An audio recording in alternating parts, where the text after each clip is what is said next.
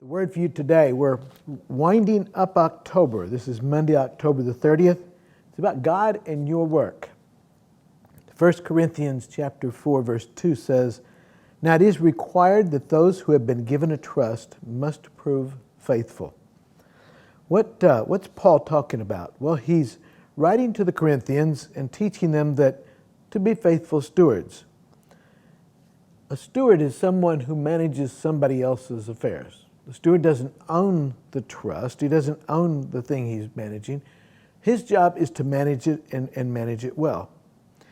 Each of us are stewards. We've been given something. For instance, your home. You say, well, my home belongs to me. I paid for it. Okay. Actually, everything we have belongs to God because God can take it away in a second. So everything we have, we are actually stewards. We're managers of what God allows us to have. Our job, we're stewards of our job. Our marriage, our kids, our home, everything we have, we are managing. And just as Paul said, it is required that those who have been given a trust must prove faithful. Whatever we have been given, we need to manage it well. So, how can we manage what we've been given? How can we manage it well? Well, first of all, is gratefulness. Be grateful for what God has given you. Some people are never get to the point where they're grateful. They have a house, but so-and-so's got a bigger house. They've got a car, but so-and-so's got a bigger car or a truck. And somebody's got a job, yeah, but they've got a better job. And there comes a point in time just being grateful for what we have. Stop and think about it. If you can get up in the morning and you're healthy, man, that's a lot to be grateful for right there. So being thankful for what God has given us. And then the second thing is be humble. Be humble. Recognize we're to do our part. We're not the owner. God owns everything that I have. And if God wants to take it back in a second, He can do that. And there's not a thing in the world I can do about it. But He's allowing me to enjoy it now. Isn't that neat? And He wants us to enjoy it while we have it. So we are to be grateful, we're to be humble, and then we're to be obedient. Colossians chapter 3, verse 23 says, "Whatever you do, work at it with all your heart as working for the Lord, not for men." We go into something with the attitude that I'm serving God. When you're working at your job, you do the very best job that you can.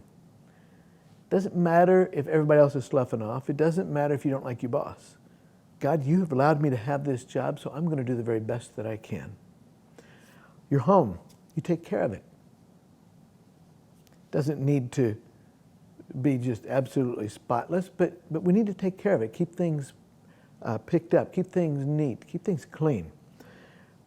We are stewards, and we need to be obedient in whatever we do, taking care of whatever it is we have, taking care of it, not as for doing it to please other people, but to please God.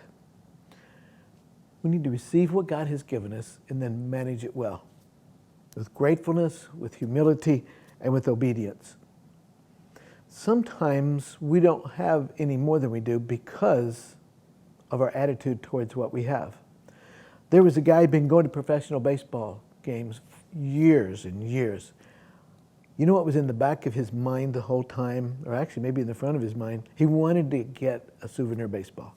He didn't care if he caught it during the game. He didn't care if it was during batting practice. He didn't care if one of the players tossed it to him. He'd been going to the ballpark for years and years and years. Never came away with a ball. He was at a St. Louis Cardinal game in St. Louis, and he was there for the batting practice time. And he kind of see where they're hitting him, and he tried to get there, and it just wasn't working out. Well, he ran into this 5-year-old boy named James. And James had a little bit of a speech problem, and James would call out to the players, but because of his speech problem, the names came out kind of funny. And so what the man noticed was that as he watched this boy, suddenly he wanted a ball in the worst way, but he wanted a ball for the boy, not for himself. Well, batting practice ended, and neither he nor James, the little boy, had a ball. So the game's going on, and James happened to be sitting in the vicinity of where he was sitting. The game's going on, and wouldn't you know it, foul ball is hit, and he gets it. And he gets this ball. First, that's what he's been wanting to do forever and ever and ever, and he finally has this ball. But you know what his heart's desire is? To go and give it to that 5-year-old boy, and he did that. And he felt such gratefulness that he was able to have that ball. Got to thinking, maybe the reason I got the ball was because I was willing to give it up. And folks, God in our work, when we are willing to give God everything that we have, our position at work, everything, sometimes that makes us the best worker of all. Is there anything you have that you're holding tightly? Everything we have, we need to hold loosely. And God, if you want to use this for somebody else, here it is. Because I trust you, God, to take care of me.